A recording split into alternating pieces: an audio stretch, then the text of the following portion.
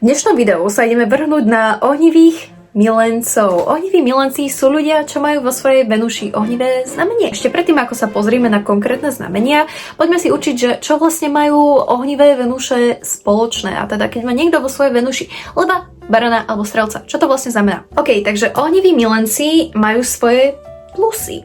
Sú dobrodružní, sú vo vzťahoch vášniví, sú intenzívni, dominantní a mužní. Dokonca, keď sa pozriete aj na ženy, ktoré majú vo svojej Venuši nejaké ohnivé znamenie, tieto ženy budú dominantné, budú veľmi mužné v romantických vzťahoch, budú intenzívne. Dobre, toto nie sú submisívne ženy, po ktorých muži môžu dúpať.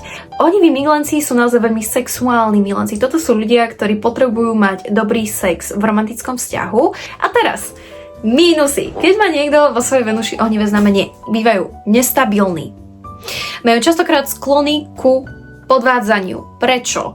Lebo ohnivý element je strašne labilný. Dobre, keď má niekto vo svojej Venuši ohnivé znamenie, toto je veľmi labilný človek vo vzťahoch, labilný milenec, ktorý rád mení, rád skúša nové možnosti okolo seba. Pre títo ľudia ani nie, že chcú podvádzať, skôr ide tu o to, že podvádzanie je zábavné a že im to dáva adrenalín, lebo je to zakázané ovocie. A ešte mínus je to, že bývajú egoistickí a namyslení. Ide im hlavne o ich osobné romantické uspokojenie. Začneme s baranom. Keď má niekto vo svojej Venuši barana, ako sa správa tento človek v romantických vzťahoch? Toto je lovec, toto je dominantný človek. Toto je človek, ktorý keď niečo vidí a páči sa mu to, ide hneď za tým.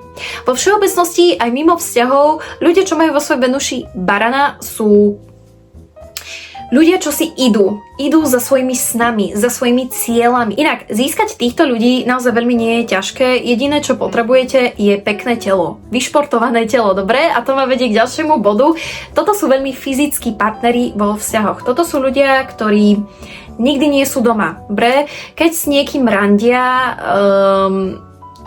je to niekde vonku. Chodia stále na nejaké randečka, stále nejaké akcie, aktivity, stále nejaké nové veci, lebo toto nie je typ milenca, ktorý si s tebou pozrie v kľude seriál. Možno, že raz za mesiac, ale iné dni bude stále chcieť niečo robiť. Je to naozaj veľmi aktívny typ milenca a je to aj človek, ktorý ak je vo vzťahu, tak len omylom. Pre títo ľudia neriešia veľmi vzťahy, nemajú radi vzťahy, oni majú radi sex. Majú radi sex, kamarátstvo s výhodami, vzťahy, ktoré nemajú vizitku, dobre, ktoré nie sú čierno na bielom určené, že áno, sme vo vzťahu, sme voči sebe lojálni. Títo ľudia sa väčšinou omylom ocitávajú alebo ocitnú v romantických vzťahoch,